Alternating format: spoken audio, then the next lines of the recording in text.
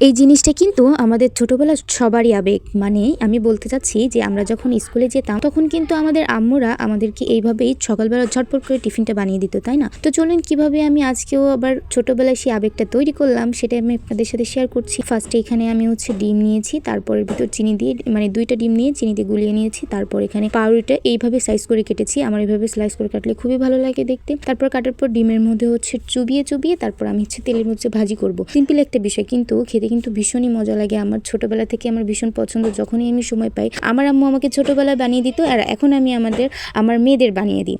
মানে ওরাও ভীষণ পছন্দ করে, ঠিক আমারই মতো খেতেই, মানে দেখলেই আমার এখন এত ভালো লাগে, মনে হয় কি যে সেই ছোটবেলার মানে কথা মনে পড়ে যায়। তো যাই হোক, সবারই এক একটা পছন্দের জিনিস থাকে, এটাও আমার সেরকম পছন্দের একটা ডিশ। এখন কিন্তু এই ব্রেড দিয়ে নিত্য নতুন অনেক কিছুই তৈরি হয়, কিন্তু আমাদের সময় কিন্তু এই ডিম দিয়ে আর এই ব্রেড দিয়ে এই রেসিপিটাই তৈরি করা হতো। আমার কিন্তু ভীষণ পছন্দের।